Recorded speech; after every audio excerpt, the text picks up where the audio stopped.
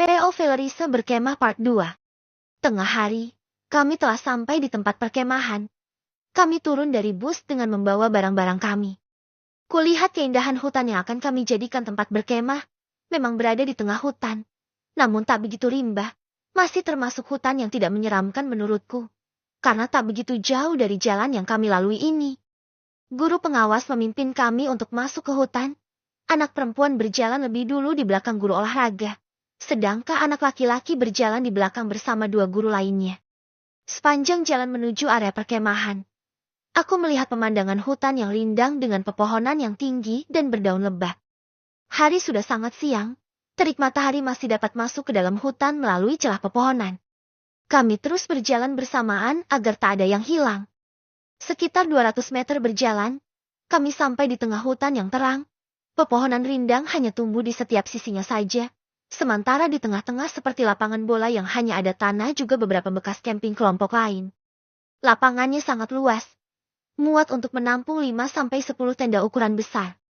Anak-anak, sekarang kita berada di hutan yang jauh dari pemukiman warga. Di sini nggak ada rumah. Nggak ada warung atau sejenisnya.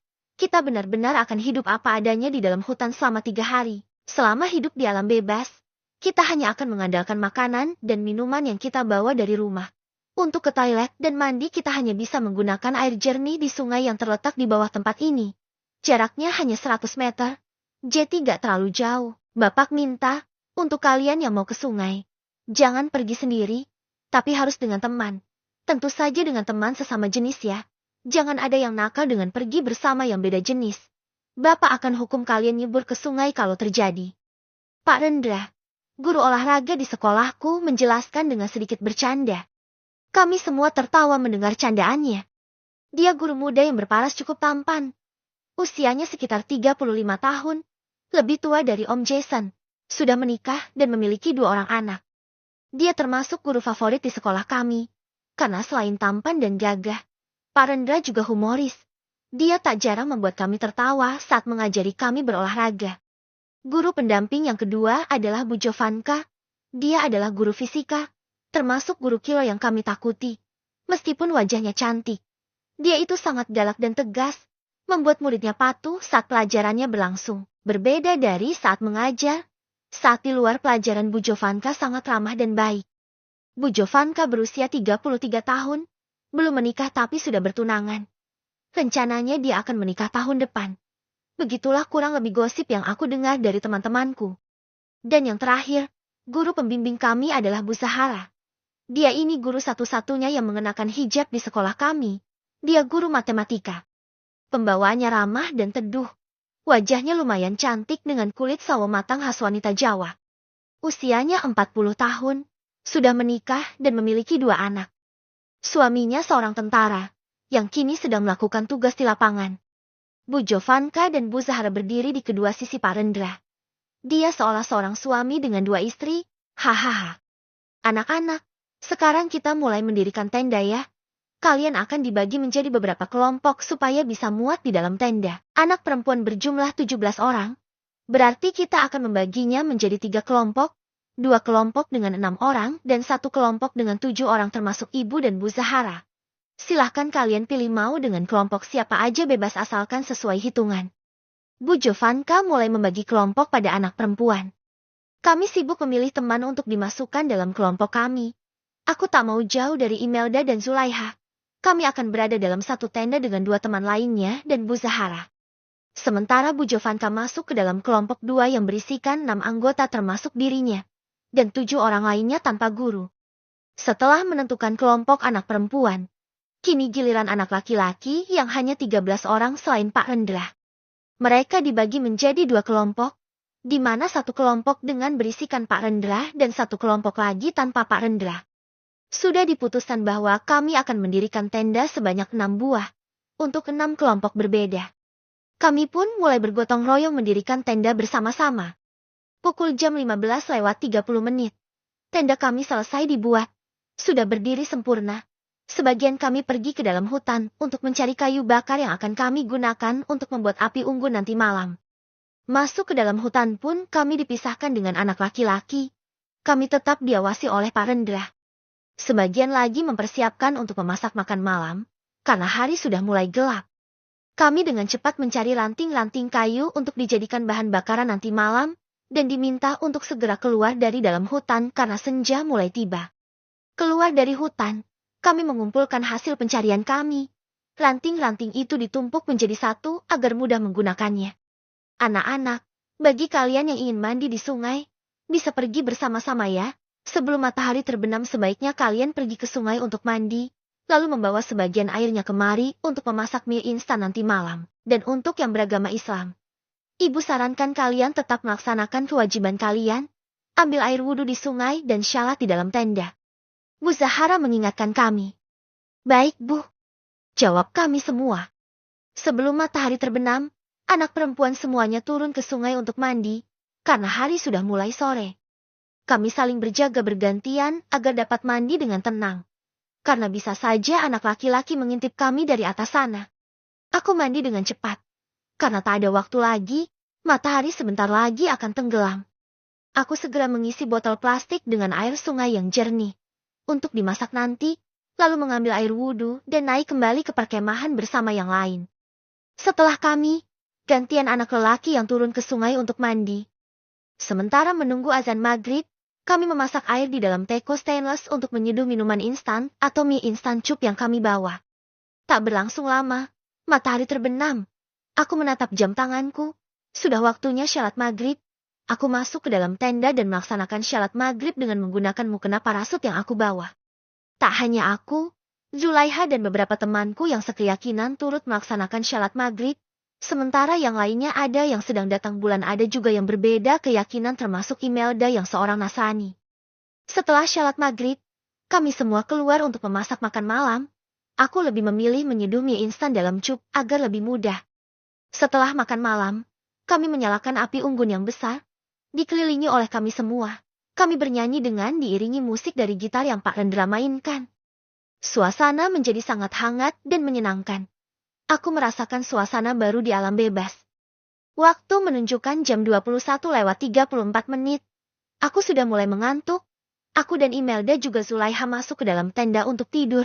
Sebagian lagi masih berada di luar di depan api unggun. Aku memakai sweater dan selimut yang dibelikan Om Jason untukku, agar aku tak kedinginan nanti malam. Aku merebahkan tubuhku di paling ujung belakang. Niatnya agar aku bisa puas berchattingan dengan suamiku. Aku menyalakan kembali ponselku. Aku ingin bercerita pada Om Jason tentang suasana di sini. Tapi, sinyal hilang. Tak ada satupun sinyal yang muncul. Ju, apa HP kamu ada sinyalnya? Tanyaku pada Zulaiha yang tidur di sampingku. Nggak ada nih. Sinyalnya hilang. Zulaiha mengeluh. Iya, sama. Aku juga. Timpal Imelda yang tampak kesal. Sial. Berarti memang di sini tak ada sinyal sama sekali. Bagaimana aku bisa menghubungi Om Jason? Sedangkan dia mewanti-wanti supaya aku mengabarinya jika sudah sampai. Aku cemberut, meletakkan ponselku di samping kepala. Untuk apa jika tak ada sinyalnya? Sebal. Tengah malam. Aku terbangun di tengah malam. Aku melihat jam di ponselku. Sudah jam 3:30. Sudah hampir subuh. Kulihat semua orang tertidur lelap. Hanya aku yang terbangun. Kenapa sulit tidur lagi? Estiti suara itu terdengar dari luar tendaku. Tepat di sampingku karena aku paling belakang. Aku menjadi takut. Entah suara apa itu. Larissa. Suara itu menyebut namaku dengan berbisik. Larissa, ini aku Rio. Ya ampun. Ternyata Rio yang memanggilku. Aku bangun, mengintip keluar sana dan melihat sesosok lelaki berjongkok di depan tendaku. Itu Rio. Ada apa? Tanyaku berbisik pelan. Takut didengar Bu Zahara. Keluar sebentar, aku mau tunjukin sesuatu. Jawabnya. Aku agak takut keluar. Karena ini tengah malam. Tapi aku penasaran dengan apa yang akan ditunjukkan Rio padaku. Takut Eri? Takut ketahuan? Ucapku takut. Sebentar aja kok, dia sedikit memaksa. Aku tak bisa menolaknya. Aku keluar dari tendaku menemui Rio. Mau apa? Tanyaku pelan sekali. Cuma mau ngobrol, jawabnya. Katanya mau tunjukin sesuatu. Tanyaku. Bohong. Aku cuma pengen kamu keluar aja. Heh. Rio rupanya membohongiku. Aku mendengus kesal. Kenapa juga aku harus menuruti kemauannya? Rio menarik tanganku untuk duduk di dekatnya. Dia menunjukkan pemandangan malam yang indah dari atas bukit tempat kami berkemah.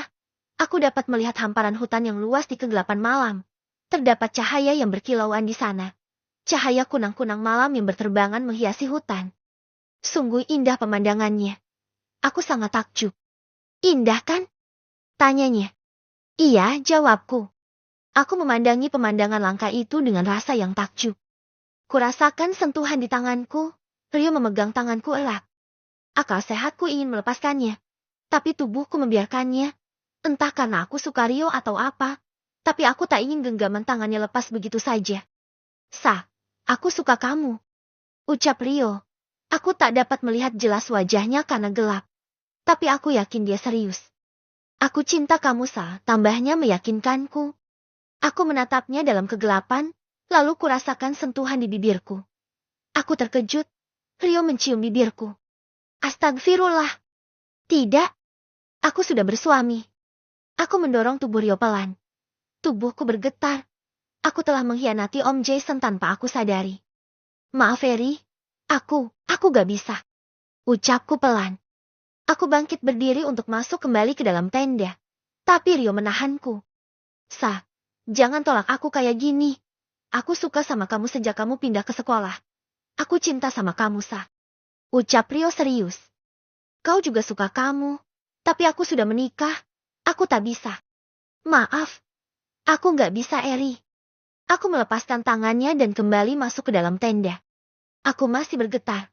Aku merasa berdosa pada Om Jason yang percaya padaku bahwa aku gadis baik-baik. Tapi nyatanya, aku telah ternoda. Aku disentuh lelaki lain. Maafkan aku, Tuhan. Maafkan aku, Om Jason. Aku hilaf. Aku menangis tertahan. Menyesali ajakan Rio untuk keluar dari tenda tadi. Jika saja aku tak menurutinya, pasti takkan terjadi kontak fisik antara aku dan Rio. Oh Tuhan, aku sangat menyesal. Bagaimana jika Om Jason tahu? Dia pasti akan membuangku dan menceraikan aku. Sedangkan pria baik sepertinya sudah sangat langka di dunia ini. Kau terus menangis dengan tertahan, hingga aku terjaga semalaman tak dapat tidur lagi. Ketika pagi tiba, teman-teman terkejut melihat aku yang kacau dengan mata sembab. P.O. Valerie Seperkemahan Part 3.